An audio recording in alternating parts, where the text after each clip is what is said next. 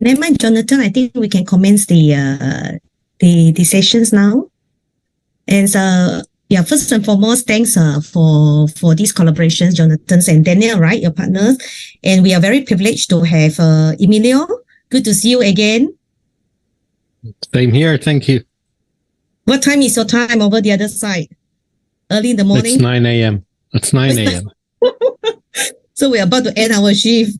Thanks for having us. Yeah, and I just started. your day just begins. Yeah. And we're about to end.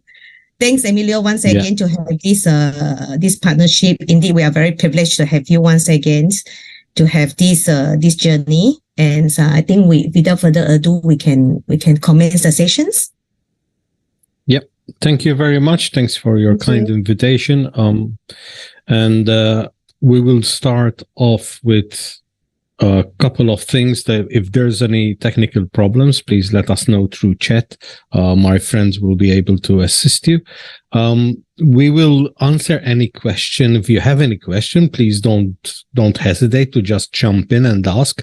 But at the middle and at the end, we will have dedicated Q&A sessions. We will also have some polls. It would be nice if you can participate to see how we can react to what we are saying. Yeah.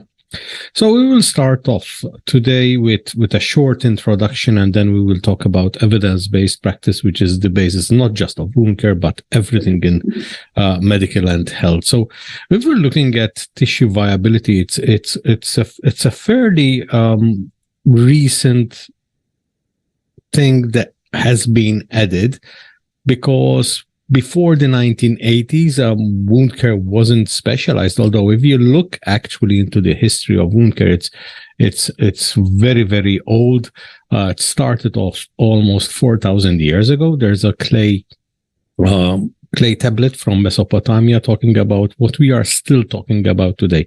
But we will obviously look more into the modern aspects of wound care, understanding, for example, what is the difference between tissue viability, wound care, and wound management. It's basically the same. However, we use the terminology of tissue viability because we are not just managing a wound, we are not just caring for a wound, but obviously we are caring for the patient as a whole. So yes, we are talking about the management of the patients. We are talking about the management of comorbidities, etc.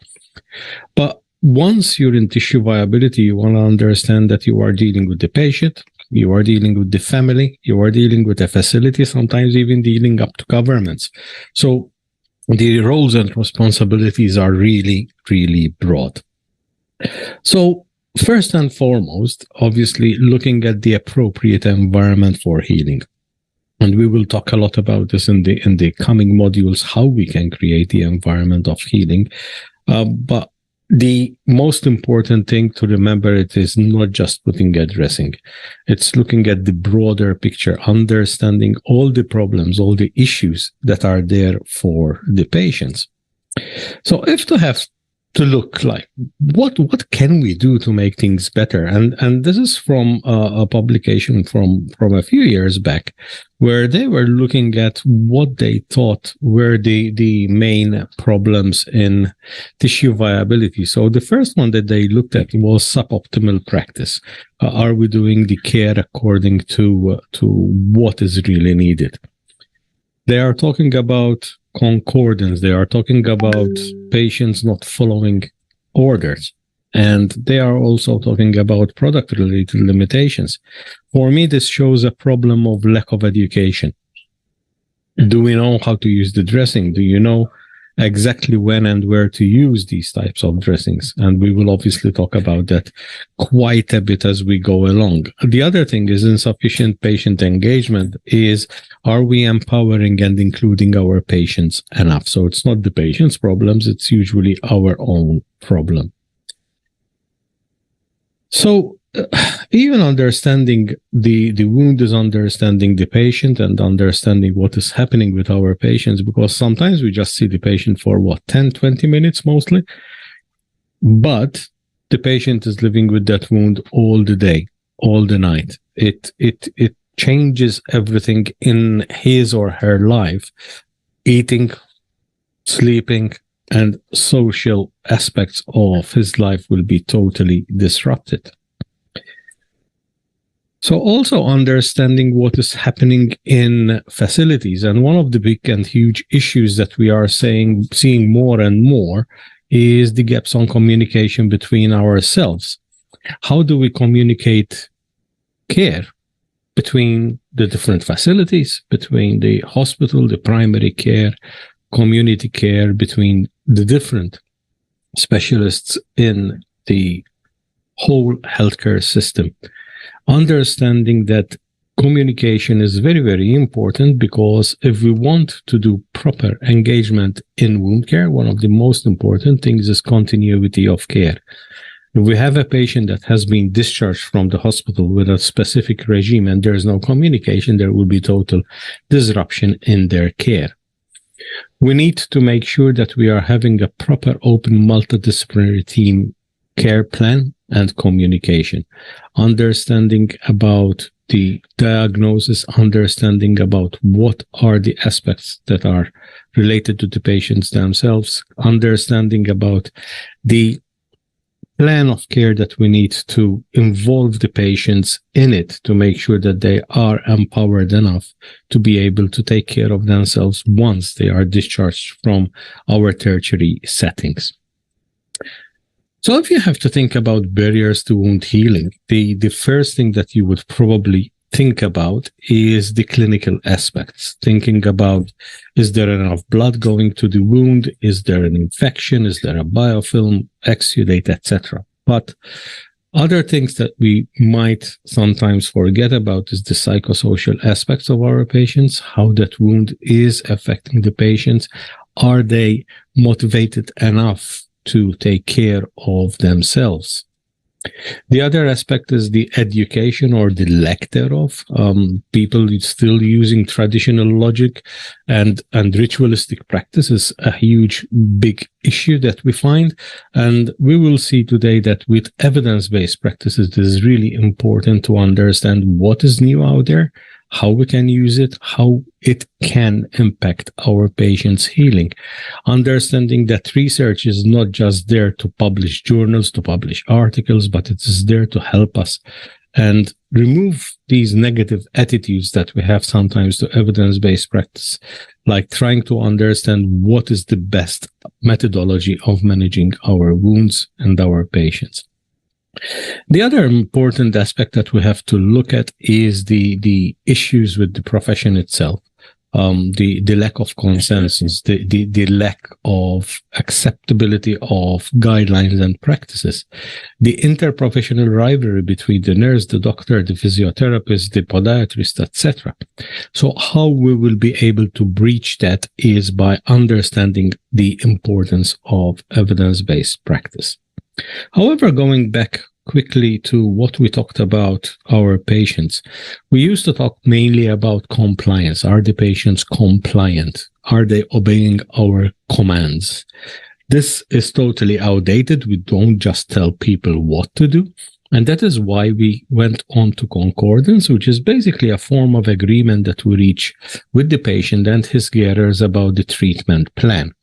But this has even changed more, especially during the COVID times and continued now, is empowerment of the patient, empowerment of the carer to take control of their own care as well. So what are our goals? Our goals obviously is to reduce healing time, understanding that whatever plan of care we have put in place, that we will see that it can reduce the healing time. And we'll talk a lot about that both today and again in other modules when we talk about standard of care. Obviously, the times of changing dressings every day has gone, although there are still cases that we do change the dressing daily, but we try to prevent that, because then we are also preventing wound complications preventing also stress for the patient. And what we'll see when we especially go through the assessment part of the modules, which will be in a couple of sessions, how do we take care of our patients? First, understanding the disease process. What type of wound do we have? What is the history of the wound?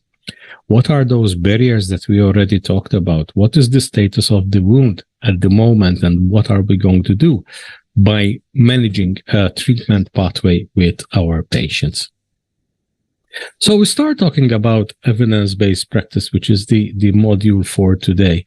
And the first question that we have is, I'm going to ask a question. I don't need an answer. Just think about it between you and yourself. The last time you did a dressing, why did you choose that type of dressing? Why did you choose that type of standard of care?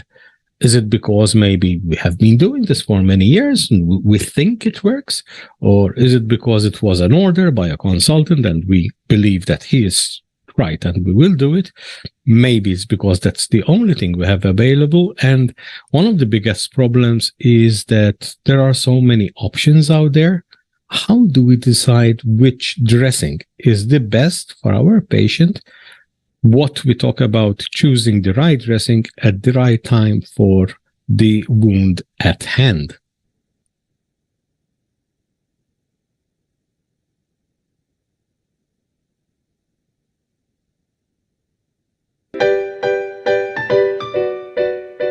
The gang is coming for dinner, and you are the designated chef.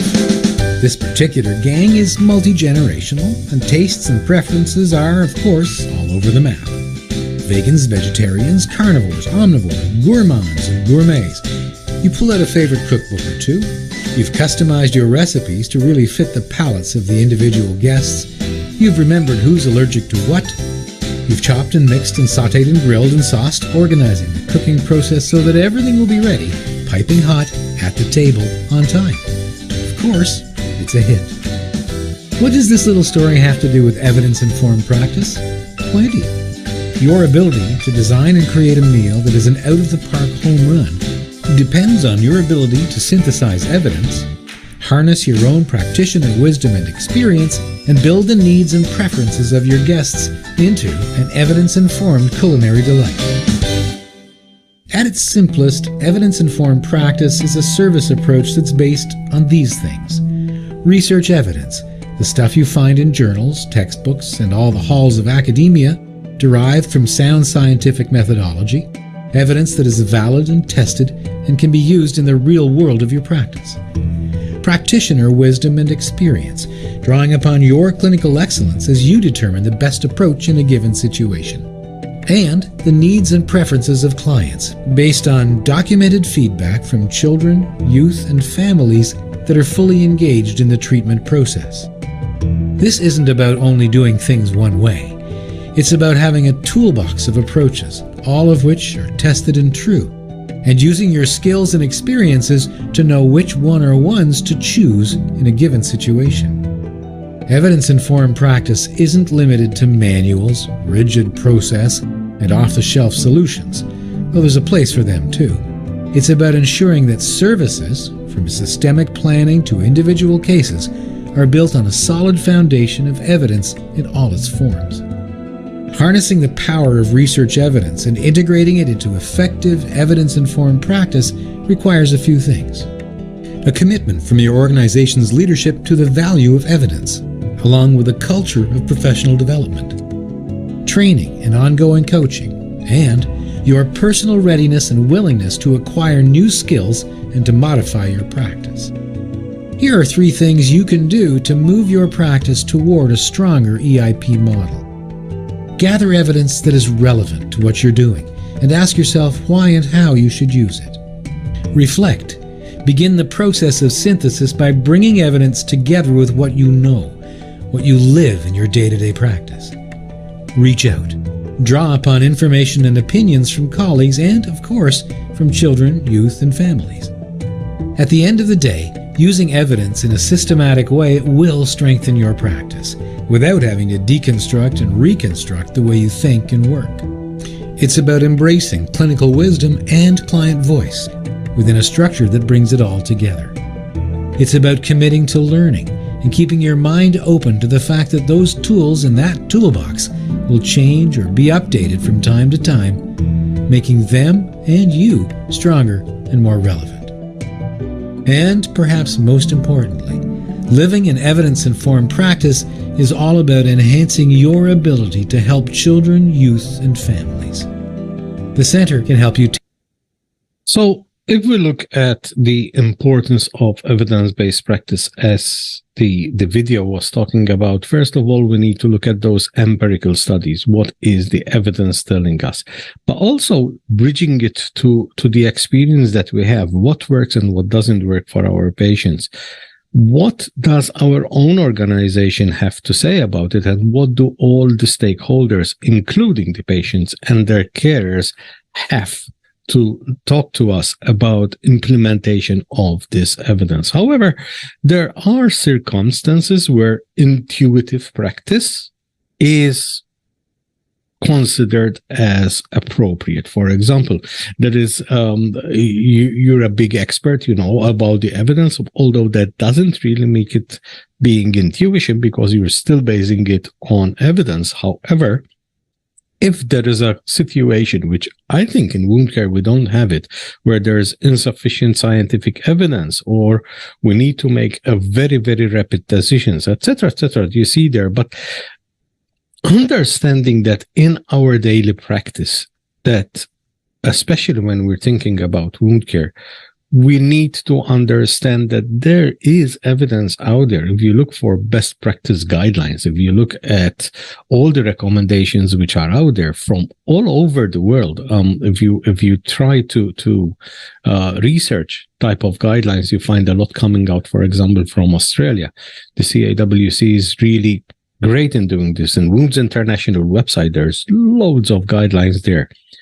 Again, I'm going to ask a quick question here that you answer between you and yourself. If you are dealing, for example, with patients with diabetic foot ulcers, are you aware of the IWGDF guidelines and recommendations?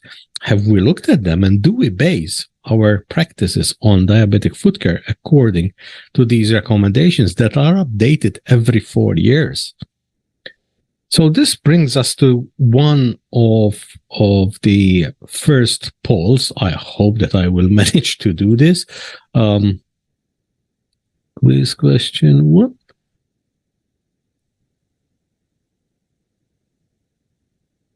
Hold on, I'm not the best when it comes to... Jonathan, did you launch the poll, or do you need me to launch the poll? Yeah, I launched it.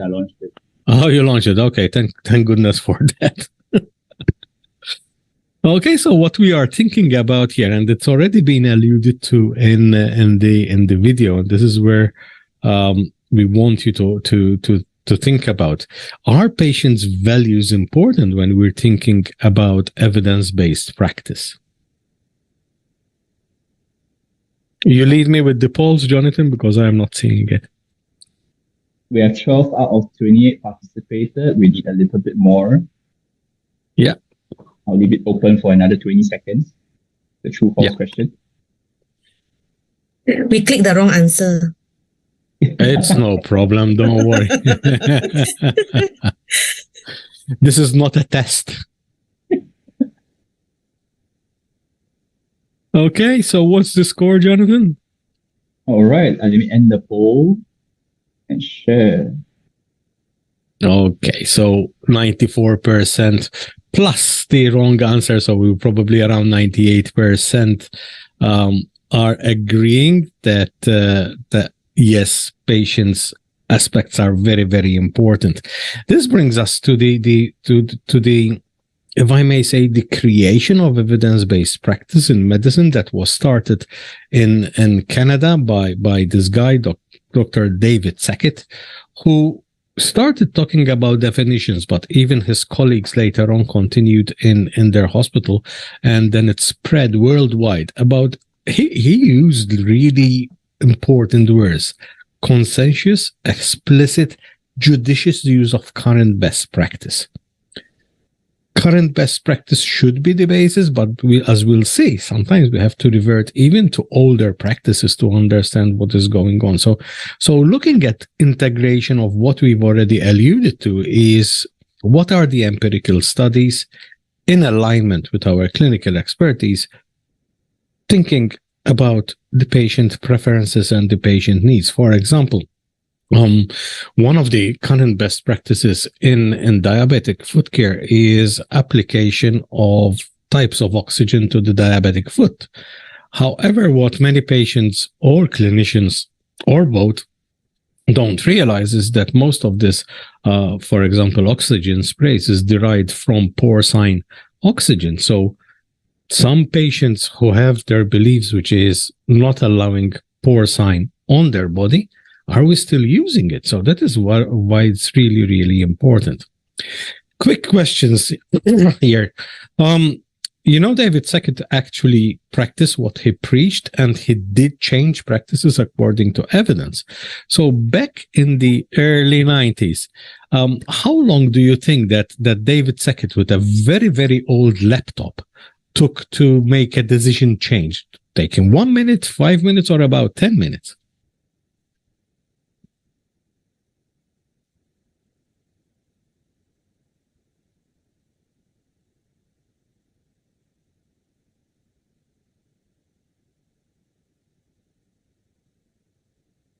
Give you a few more seconds. I'm sorry if you hear some background noise. These are because I'm in the office here and my colleagues are still working. So, okay, I think we can stop it there. Yeah. So most of you think, almost half of you think that it's about 10 minutes. And yes, if you think about how long an old processor took. But actually, if you do look at what Dr. David did with that very, very old laptop, it actually took him about just 1.5 minutes sometimes to find answers. He was still using floppy disks. I think that most of you don't even know what floppy disks are. If you think that nowadays we have smartphones on us that has got all the information about the internet and we can find results in seconds, if we are in doubt, do we do like Dr. David Sackett and his team did and actually went and checked if their decision was good, and they actually changed about 1/3 of their decisions after looking at what the evidence is telling them? So if you look at different definitions, evidence-based practice, nowadays there's hundreds and hundreds of publications here telling us what to do, how to do it, how do we engage, and obviously it could be quite confusing.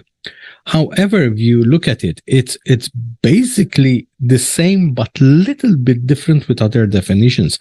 And what was put in place by David Sackett and his team is still very, very relevant today.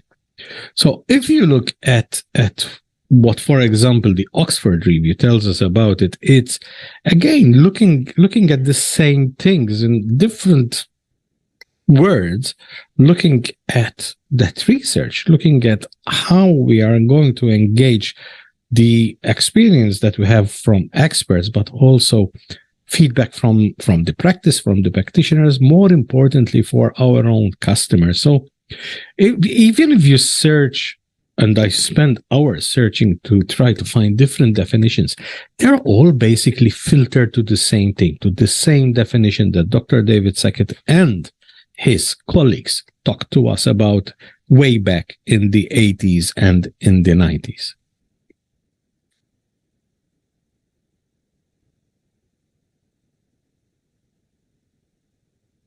Sorry, I think there's something wrong with this video. It's okay, we can skip that. So, the three main components. This is the building of evidence-based practice for us. So the first one is, what is the best external evidence?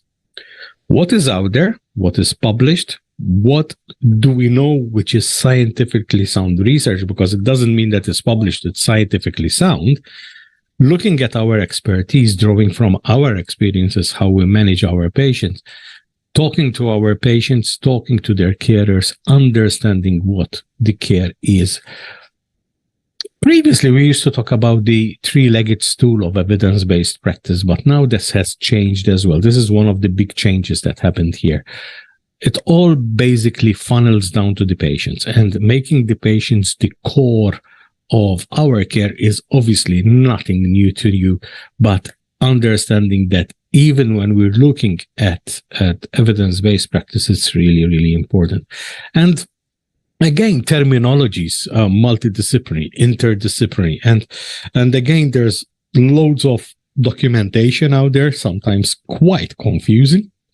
But at the end of the day, it's all the same thing, looking at how that best practice can actually change our practices to improve it and to make sure that we start. But as we'll see, there's a methodology of doing it, starting with the inquiry, then looking at how we translate it into our daily practices. So the aim of evidence-based practice, why are we going to do it? First of all, we are knowing for sure now that we are providing the best quality of care. It can reduce healthcare costs drastically, and we have evidences from wound care, for example, of dressings that saves so much money for the patients, but also for the hospitals and the government. Empowers us with higher satisfaction because we know that we are providing practice that will, at the end, improve the patient outcomes. So in nursing, what is evidence-based? Is it different? It's basically the same thing, again, encapsulating it in different terminologies, but we talk a lot about the holistic and quality care. And remember, although this is generic, this also funnels down to wound care practice. Looking at not what we think will work, but looking at what we know 100% for sure will work. This doesn't come from intuition. This doesn't come from traditional methods or advice. This comes from that evidence that we know, understanding for sure 100% that what we are giving the patient is the best. So do you think, because we've been talking about evidence-based practice, started off with Dr. David Sackett, so did we only start in the 1980s, or did we start also in the 1800s talking about evidence-based practice? So we're talking about a couple of 100 years ago.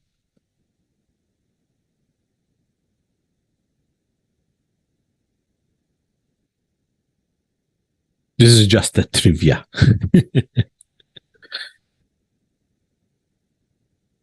I see people are opting for maybe. That's the safest one, yeah?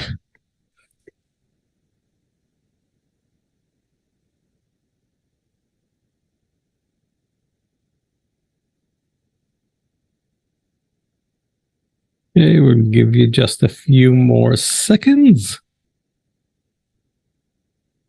Yeah, I think we can close it as well. So most of you are saying maybe, some of you are saying yes, and some of you are saying no. So the answer to that actually is yes, because even if you look back into what Florence Nightingale was telling us, she was already talking about the origins of bridging the theory to practice gap. So we've been talking for more than 200 years now about how shall we bridge the theory to practice gap. That is a really simple answer. Implementation of proper evidence-based care. Understanding that the treatment that we are giving is the treatment which is based on evidence, not based on what we think will work.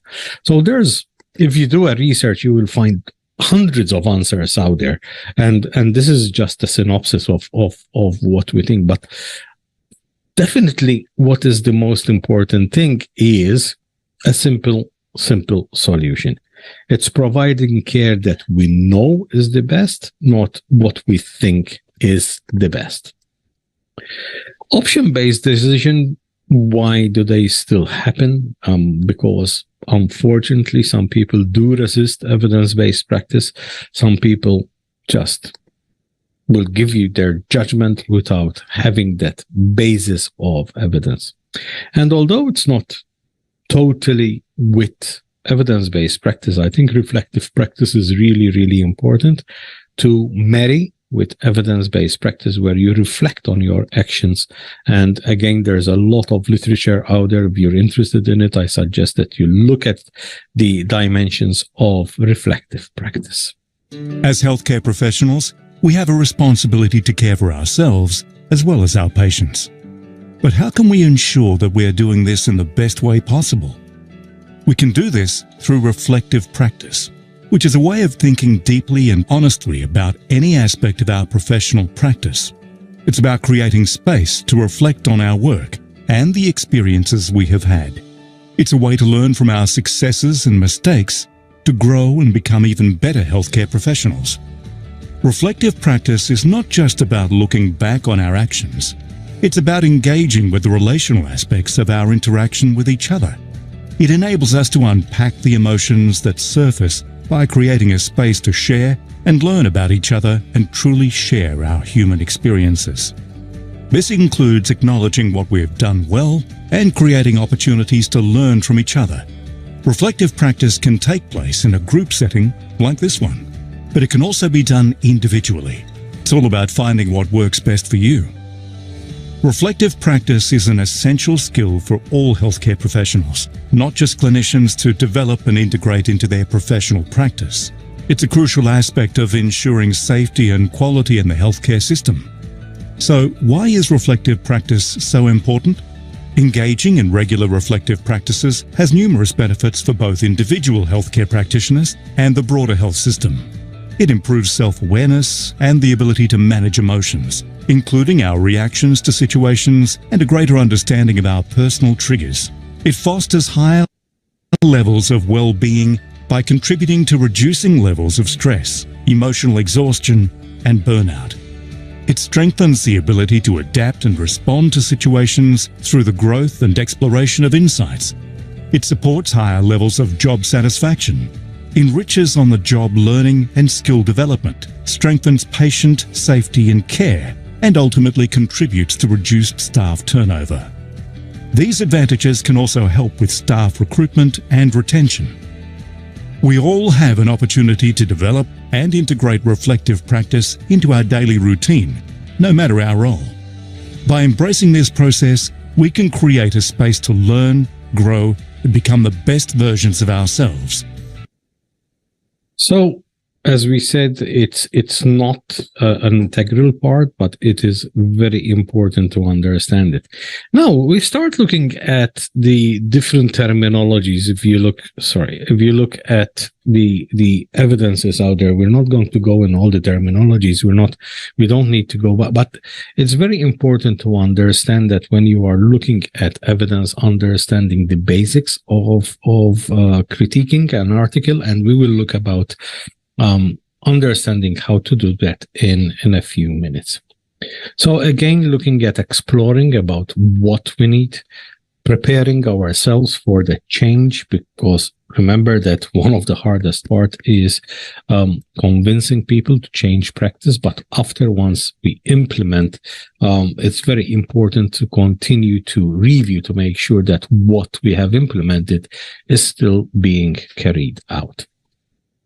And understanding about what we are looking at is very, very important, because unfortunately, if we look at change in practices due to evidence, sometimes we change our practices based on evidence, which is not really, really good. And one of the examples is change of practice of applying a kind of a dressing to reduce pressure injuries, which was basically implemented because of a study that was published. But when you look at the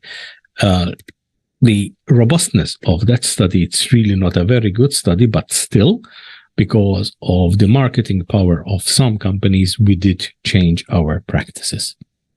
So make sure that we integrate evidence into our practice, making sure that we are removing all our old wives' tales, removing all our historical things that we have been doing, but only making sure that we make sense of the evidence and acting on that evidence. So it brings us to the close of the first part.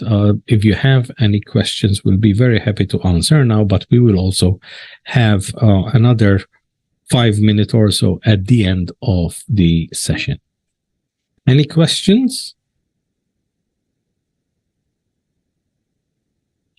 Doesn't seem so. So I suggest that we take a quick 5-minute break to do whatever you need to do, and we'll meet again in approximately 5 minutes. Yeah. Thank you.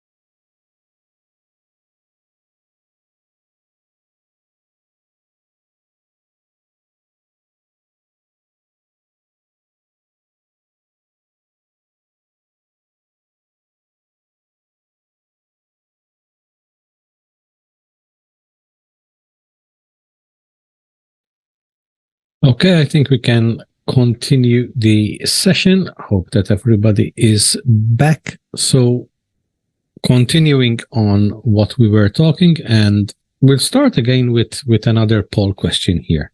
The question is Pico. What is Pico? Is it a type of dressing? It is a cleansing product, or do you think it's a way how to incorporate evidence-based practice? Well, if you think about what we're doing today, probably you will know the answer, yeah?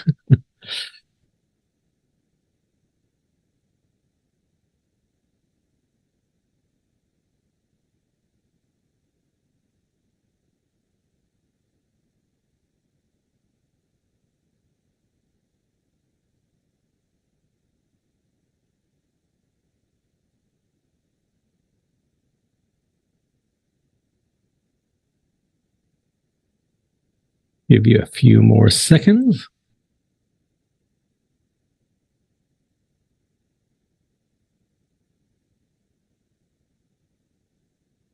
Okay, I think we can stop that. Well, this was a bit of a trick question. Yes, PICO is a type of a dressing, but if we're looking about what we're talking today, we are not talking about the dressing, but we are talking about a way how to formulate a question, which is the PICO methodology, which is very interesting because the PICO terminology is usually used for the formulating of a hypothesis for a meta-analysis or for a systematic review, but it can help us in everyday practices. And what is very important is that if we do challenge ourselves, which we should be challenging ourselves, think about what type of patients, what type of population or problem do we have? What is the intervention that we are doing nowadays, what type of dressing we are using, and then compare it maybe to a dressing where we have seen the evidence, implementing it, and then check the outcome to see if the implementation of the practices that we have changed did actually give us benefit. After you've chosen a general topic to research, the next step is to refine the topic into a clear, answerable question. The PICO model walks you through the process of defining clinical questions. The 4 parts of PICO are patient problem population, intervention, comparison, and outcome. P might stand for patients of a certain age or sex, populations who may live in a geographic location, or those with a similar primary problem. I stands for intervention, and this can include therapies, diagnostic tests, or preventative measures. C is for comparison or control. Are you comparing one intervention to another? Finally, O stands for your desired outcome. Let's take a look at the general topic of pediatric diabetes. Searching PubMed for these terms brings up thousands of results on a variety of topics that range from the rates of comorbidities to drug therapies and social determinants of health for children with diabetes. Our goal is to create a focus question that only looks at one of these topics. Consider this question: what is the efficacy of metformin versus rosiglitazone on glycemic control for children with type 2 diabetes? In this more focused question, our patient population is children with type 2 diabetes. The intervention is metformin, and this is compared to rosiglitazone, and the outcome is glycemic control. With our focused question and the parts of PICO defined, we now have a list of terms that we can use to start searching the literature. So as we said, we are quite lucky because once we have formulated the question, we will find that people have already done this.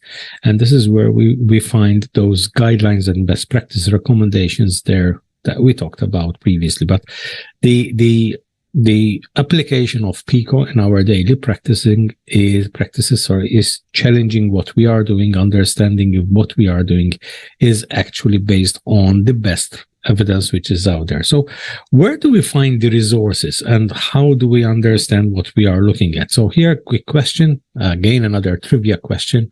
What do you think is the highest level of evidence? Is it a meta-analysis, an RCT, or an expert opinion?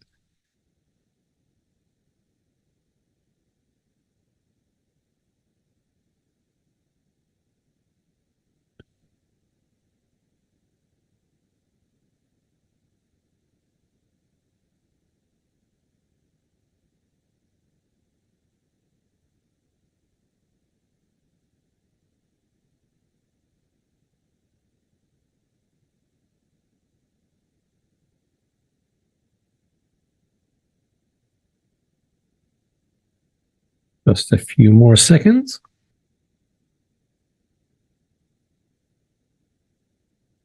Okay, as we see, most of you have answered according to the hierarchy of evidence, where we see that at the top of the pyramid, we will always find meta-analysis and systematic reviews.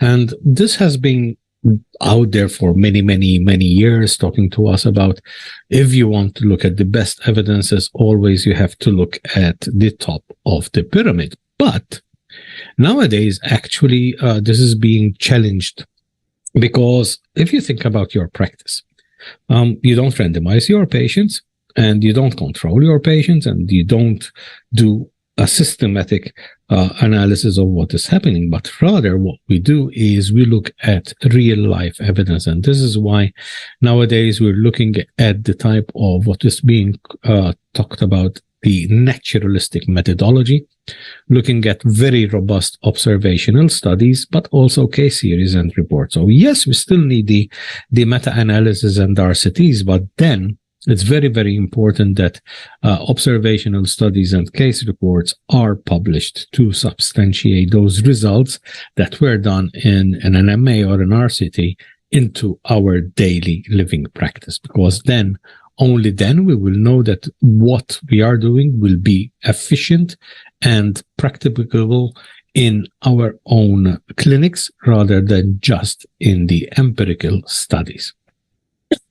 So as we said, the benefits are very important, because we know that we are targeting effective treatments, we are improving the quality of life for our patients, we are posing them less risks, and the financial benefits are very important. So if we look at evidence, one of the biggest things that we always talk about is a moist wound healing environment. So when do you think we actually started talking about this? In the 1890s, 1940s, 1960s, or just a few years ago? Again, another trivia question.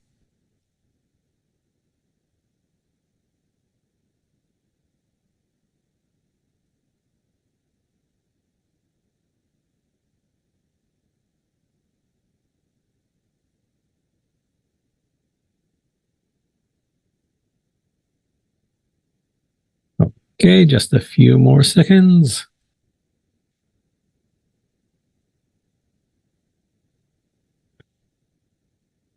Okay, thank you, guys. So 4 of you actually got it right. And this is where we see that the evidence talking about the moist wound healing actually started in the 1960s by, he's considered now as the grandfather of moist wound healing, which is George Winter, where he did a study on some animals, and it showed that if you dress the wound, if you cover the wound, that moist wound healing environment will help it more. And we'll look about this when we're talking about the wound bed preparation. But this is where I alluded to previously, that even if it's not current best practice, if it is still relevant currently, then we need to think about it, because obviously we still believe that moist wound healing environment is really good. This is just one example of how evidence-based practice changes the way we work, changes the way we practice. Unfortunately, it took us about 20 years to understand it. Well, basically, the industry realized that there's a lot of money to be made out of this study, and this is where they started creating all the interactive dressings that we know about today. So looking at quickly going through the different definitions, if we look at what a meta-analysis is, it's examination of a large number of data which is already published using specific statistical techniques to concentrate on what is the results of these best outcomes. What we look at a lot when we're looking at best practice recommendations is systematic reviews, where somebody does a PICO analysis or a PICO hypothesis, and then does a systematic search to define what are the best answers to that question. And this is where we can consider ourselves quite lucky in wound care, because there's a lot of systematic reviews out there that will synthesize and summarize the results for us already.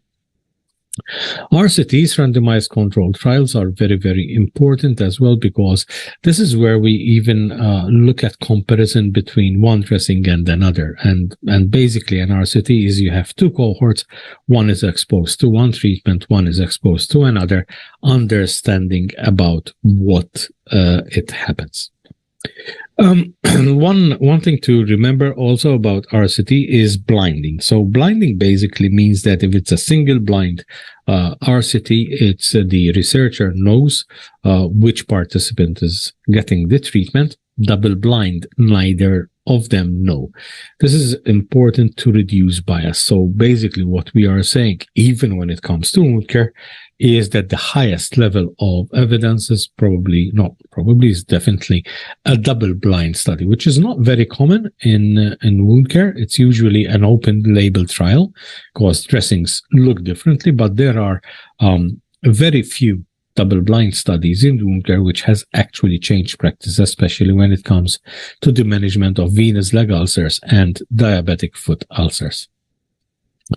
Observational studies, as we alluded before, are very, very important. This is where we have a group of patients, the study population, which are exposed to treatment. Nothing changes from what they do every day, but what they look at is understanding the results of the change in practice. This can be retrospective or prospective. Basically, are we looking at the outcomes as they happen, or are we looking at the outcomes which are historical? Case reports, it's something that we have to take sometimes with a pinch of salt and understanding why these case studies are being published. Is it basically just somebody trying to do marketing, or is it a clinician that has looked at, for example, a randomized control trial that has been done in Europe, then replicating those in his own or her own cases in their own country of origin? And it's very important also for case reports because it shares practices between clinicians. And when a case study is published with the intention of sharing these best practices, it is a very good way how to look at it, because one of the things that case reports do include are the pictures, and obviously you can see how it changes the care of those patients. When it comes to expert opinion or anecdotal opinion, again, we have to be very, very careful what we are looking at. Why are these people saying what they are saying? For example, if we're talking about an expert opinion, why is this person telling us that ABC dressing is better than XYZ dressing? What are the biases? What are the intentions? It's really, really important. But there are nowadays, obviously, if you look on social media, places like LinkedIn and different types of blogs, there's quite a few expert clinicians that share their practices, which are really, really, really good. I can give you an example of a couple of them. For example, David Armstrong, that posts a lot on LinkedIn. Then we have from Spain, we have clinicians that have a website that gives us all the latest evidence. They give us their opinion. Maria Conda is the leader of that, and talking about why they think that this best practice should be implemented for ourselves. So, do we need to understand everything? In a nutshell, we don't need to go in depth, but understanding what these type of studies are and why they are important. However, remember that when it comes to our daily practices, looking for best practice guidelines and systematic reviews is probably the best shortcut that we can take, because the people that are behind these systematic reviews and guidelines have already done the work for us. Understanding clinical trials. Clinical trials are research studies that evaluate new ways to improve treatments and quality of life for people with diseases like pancreatic cancer. Clinical trials are an option for all patients to consider and play an important role in improving healthcare. Results from clinical trials help develop new drugs, new diagnostic tools, and new clinical procedures. Clinical trials can also spur new questions for research, which lead to new discoveries over time and help us to better understand diseases like pancreatic cancer. All the drugs and tools we have today were made possible because patients volunteered for clinical trials. Every clinical trial has what are called eligibility criteria. For example, a patient may need to have a certain medical condition or gender or other specifics to meet the criteria of participating in the clinical trial. Otherwise, they are not eligible to join that clinical trial and could seek another trial that better fits their situation. Patients who want to volunteer need to understand the potential benefits and risks of participation in a clinical trial. Patients may personally benefit from receiving new therapies or procedures.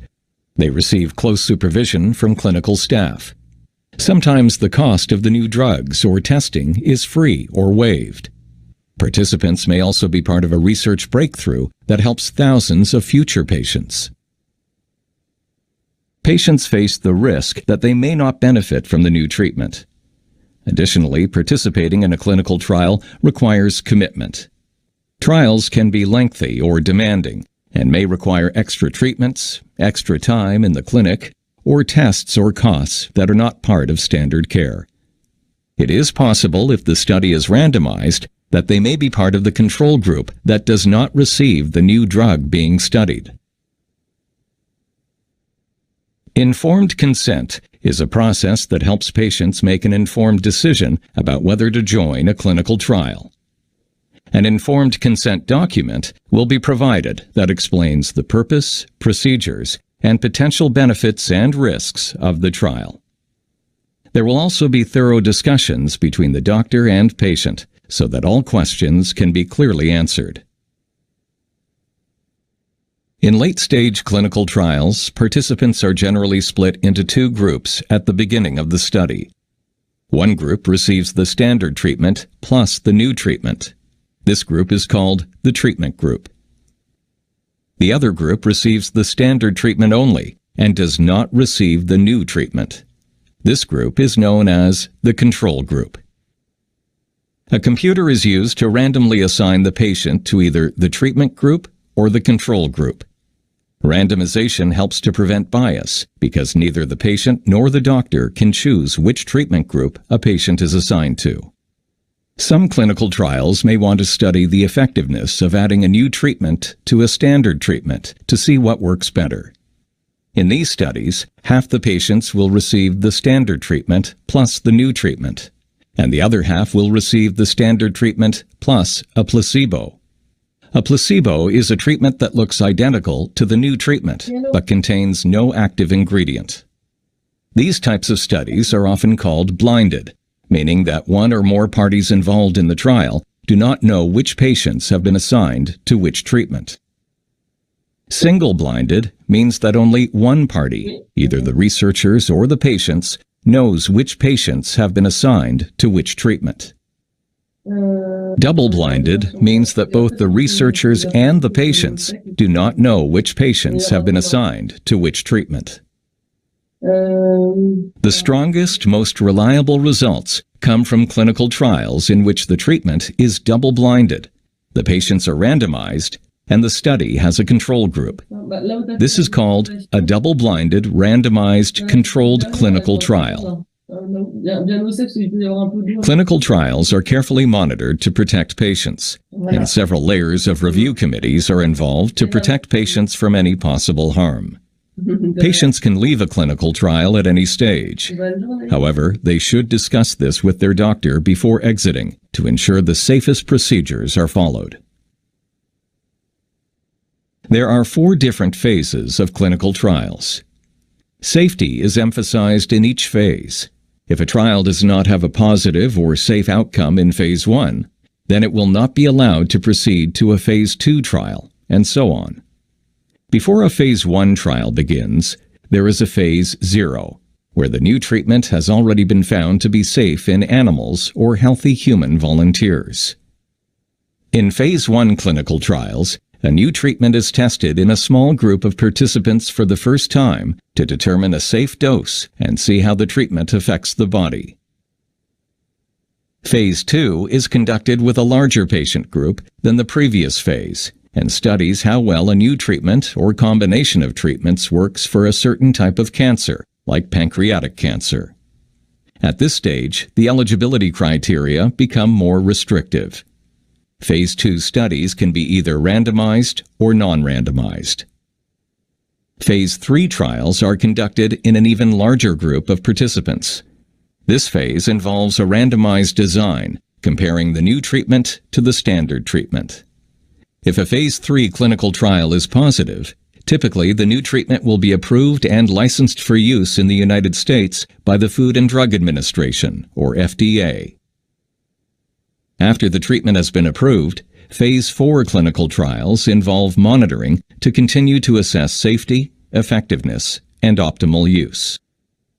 So if obviously in pharmacology, these type of studies are more stringent, but also when it comes to very well designed clinical trials for wound care, it is still the same. So these are some of the examples of the databases that you can search for evidence. The most popular is PubMed because it has open access. Not all the journal articles that you find in there are free, but at least it allows you to make a search and also allows you to save that search. Medline and Elsevier are quite good, but there are also other databases that you can look at. For example, CINAHL is very, very important for nursing and the allied health literature. Even Google Scholar, not the normal Google, but Google Scholar gives you a good subset of peer-reviewed journal articles, but also books, etc.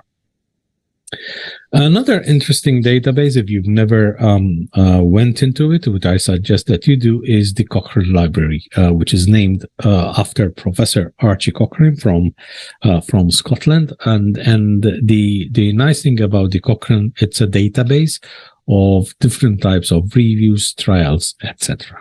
Again, it is free access and you can get into it very easily. Let's start out with the following clinical question. Do women who drink soda have an increased risk of heart disease? If I try to treat PubMed like Google, and I copy and paste this sentence into the search box, I won't find any evidence to answer this question. Instead, I need to craft a search that a database like PubMed will know how to interpret. The first step to crafting a database search is to figure out which words to put into the database. The PICO model can help us with that. When we put this clinical question into the PICO format, it looks something like this. Our patient population is women, the intervention or exposure is soda consumption, and we compare that to those who don't drink soda, and the outcome is increased risk of heart disease. From here, I need to determine the main concepts that need to be included in my search in order to answer our question. The concepts that are crucial to answering this question are women, soda, and heart disease. The next step is to figure out if there are other ways to describe these concepts, since not all authors may use the same terminology. For instance, a related term for women is female. Other ways of describing soda are sweetened beverages or soft drinks. A related term for heart disease is cardiovascular disease. Finding the right words to use takes some time, and you may find additional keywords to add to your search after you've done some looking around. Notice the ors between the related words. Or is a Boolean operator. Boolean operators are used by databases to define the relationship between terms. And is another Boolean operator.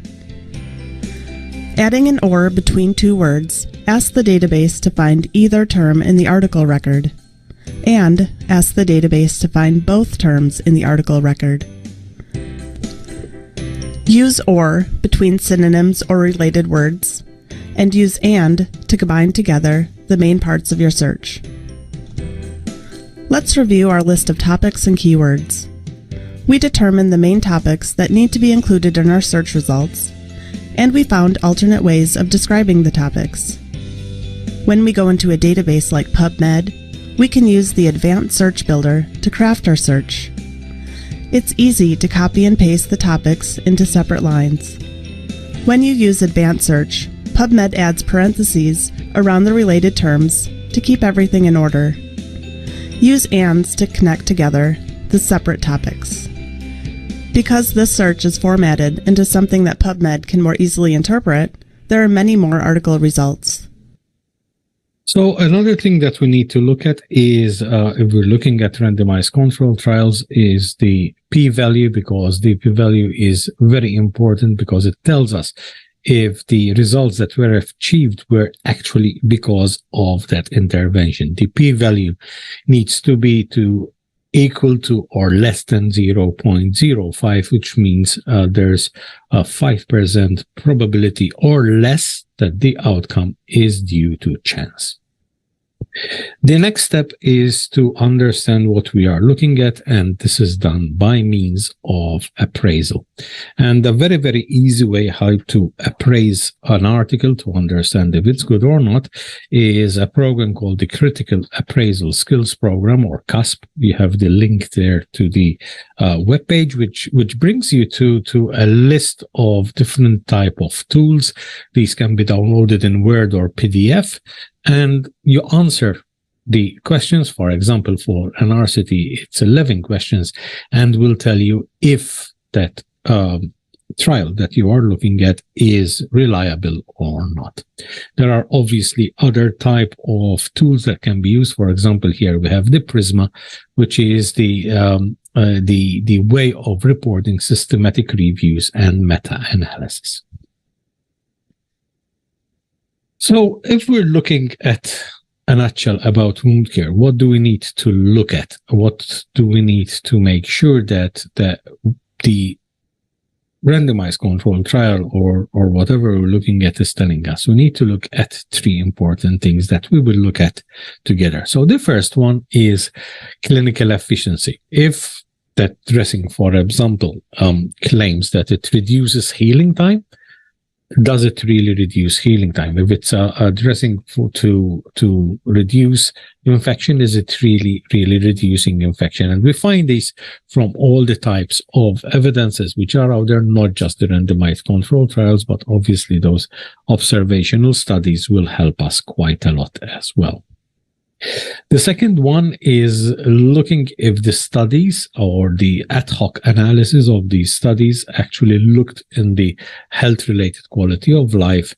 That is, how did the dressing affect the outcomes for our patients in their psychosocial well-being?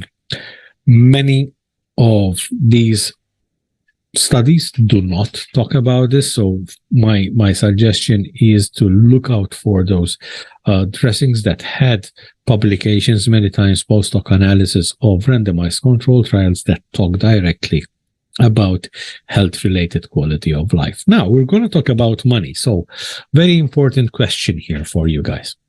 Do you think that the price of a dressing is very important and that we need to do it in our economic benefit analysis when we are choosing the type of dressing? So do you think it's true or do you think that's false?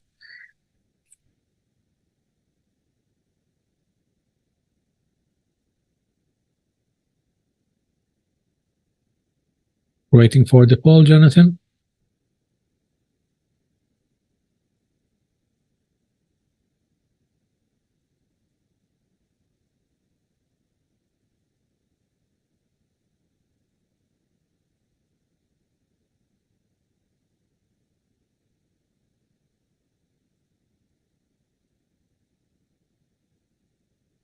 Give you a few more seconds to think about it.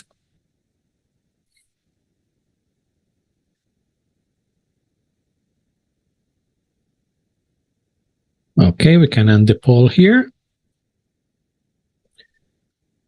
So what I'm going to say is congratulations to the one person that said it is false, because when we are looking at the expenses of a dressing, the dressing only makes up a maximum of 20% of the whole cost. If you're looking at cost-benefit analysis, is the dressing that I'm using beneficial in saving money? you have to think about the treatment cost, not about the dressing cost. If you look at what is happening, you need to look at the direct costs and the indirect costs. So there have been also studies that have shown that when you use these more, well, the price of the dressing is more expensive. So many times the cost of the treatment is reduced. So what is very, very important for you is not to ask the price of the dressing, ask the price of the treatment from the first day that you meet the patient until the time that that wound has been healed. If you look at cost-benefit analysis, for example, the introduction of a perceived expensive dressing in the management of diabetic foot care in the UK, it was suggested that if 25% of patients are treated with this type of dressing, which is a sucrose octosulfate dressing, then the NHS would save £5.4 million per year. So don't ask the price of the dressing, ask about the price of the treatment. That new treatment needs to be better, but obviously be less expensive. And less expensive is not the price tag of the dressing, but the price tag of the whole treatment. The next big step is change of practice, which is probably one of the hardest things, because to manage to convince people about changing their practice is quite difficult. So we need to check, first of all, is the results that we have seen, are they applicable to our patients? Do they fit in the values for our patients? And once we see that, we implement it, but we don't stop there. What were the outcomes of this practice changes? And my suggestion is, if you're doing a bit practice change, please do document them, because then you can publish the results and gives you even better satisfaction that you can share with the rest of the wound care community about your best practice experiences. So one of the very interesting models of the bridging of the gap between practice and knowledge is the ACE STAR model. It has been around for quite a few years, but again, it is still very, very applicable. Talking about what we already discussed is, if we have a question about our type of management, what is the research behind it? What is the summaries that we're looking at? How can that be translated in our daily policies? Integrating it into practice and making sure that we are evaluating the endpoints as it happens. So in a nutshell, select the best practices out there. My suggestion is go into websites, like I said, like the Canadian Association has a lot of best practice guidelines. And even if you look at the webpage from Wounds International, they have quite a few best practice recommendations. Make a systematic decision making in your practices, how we need to change, who's going to happen. I suggest, if you're going to change practices, look also at the change practice management ideologies which are out there and theories which will help you do that, and then make sure that once we have adopted, everybody is still adopting it and we are seeing the results that we need. So these are some of the instances, as I said before, about practices that has changed because of evidence. We've talked already about the evidence by Dr. George Winter in 1963 that showed that a moist environment leads to better outcomes.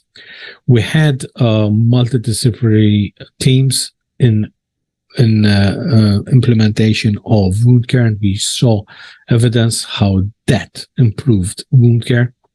We looked at, for example, if we look at venous leg ulcers, we look at different comparisons of different types of compressions. Multi-layer compression bandages have been shown that they would provide us with the best. And again, the double-blind study I referred to you before with the sucrose octosulfate dressing, that has changed totally with the way we look at the management of chronic wounds, especially venous leg ulcers and neuroischemic diabetic foot ulcers. So practice can be changed and should be changed.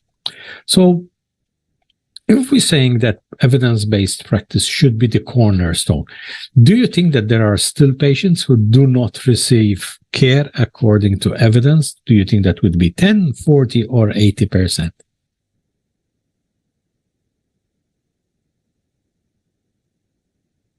Jonathan?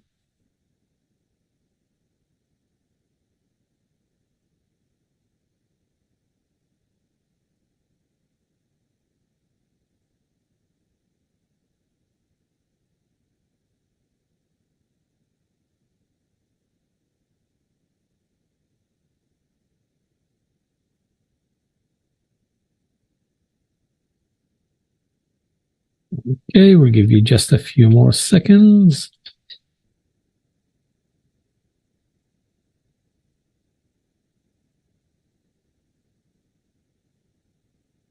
Okay, so most of you actually did get it right, because if you look at a paper that was published, it suggests that about 30 to 40% of patients do not receive evidence-based care, and actually about 1/4 of our patients receives care, which is either not needed or can be potentially harmful. And this is also when it comes to wound care. We are still using dressings, which unfortunately we know that they are not correct. For example, using these type of greasy gauzes, these type of tool dressings which have got paraffin or Vaseline on it.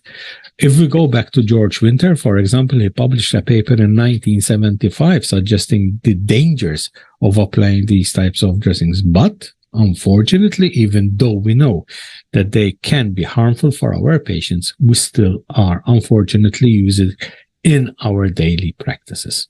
So these best practice guidelines are out there for you.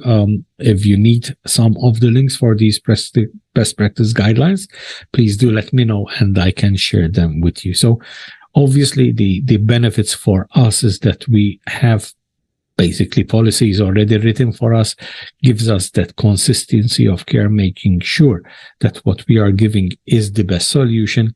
Obvious benefits for the patient is that they are getting the best care, they are getting less complications, their wounds are healing faster, and for the healthcare system, obviously that best practices will be optimizing the value for the money that is being invested. So again, if you want to think about guidelines, there's actually a guideline on how to implement the guideline.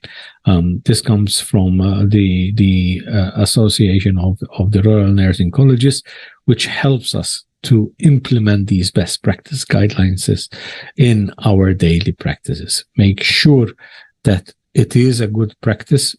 Look at who has funded the practice and make sure that these best practice guidelines, although they are funded, can be of good value, but making sure that what we are implementing is best evidence out there. So in a nutshell, as we said, for you guys, if you do evidence-based practice, you know that you are treating your patients in the best possible way.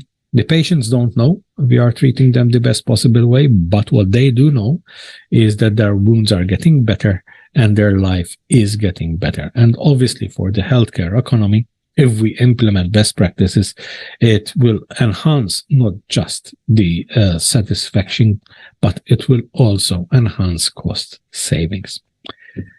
So that was the end of the session today. If you have any questions, please do let us know and we can answer them now. We can even send us questions later on. You can send us emails. We'll be more than happy, but please feel free to share if you have any queries or even any comments.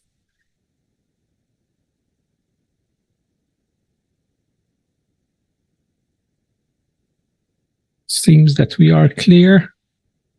Emilio, I have colleagues who have a question for you. Sure.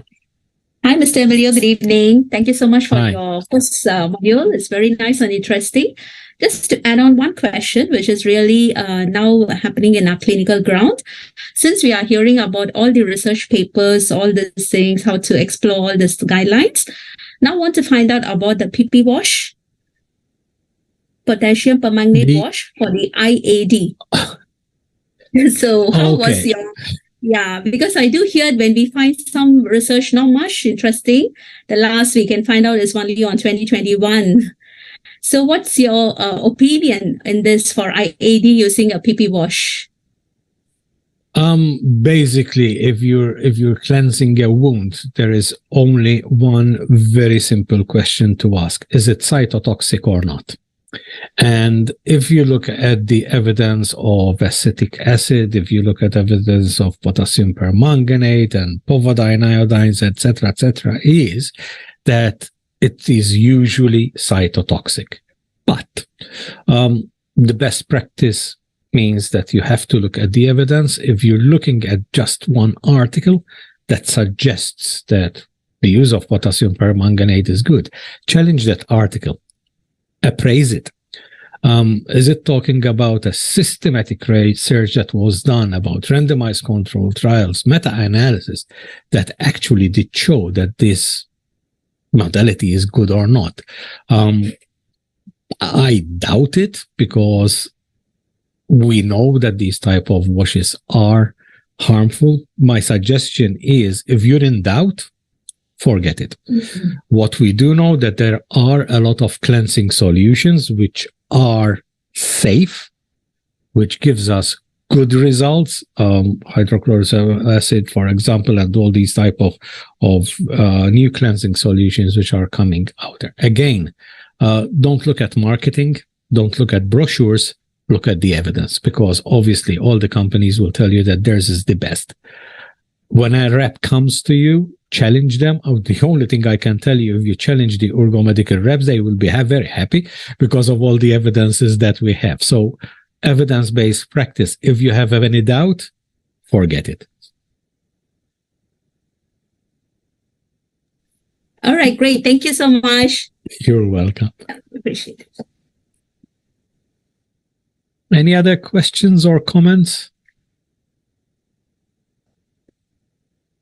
So I think that's a wrap up for our first module. We've got quite a few to do. Again, if you have any questions or comments, please do let us know. I think you've got the contact for Jonathan. Jonathan will forward me any questions that you might have. Even if you need help finding guidelines and best practice recommendations, let me know, because I can give you links for that as well. Okay. Thank you very much. Right. Thank you so much, Emilio. Thank you so much. You're more than welcome. Jonathan, do you want to add anything before we log off? Nah, I got nothing to say apart from thank you. I think that was a great pleasure for myself as well, man. Okay. Thank you very much, guys, and we'll see you next time. Take care and have a good evening. Thanks, Jonathan. Bye. Thank you. Bye, everybody. Good evening.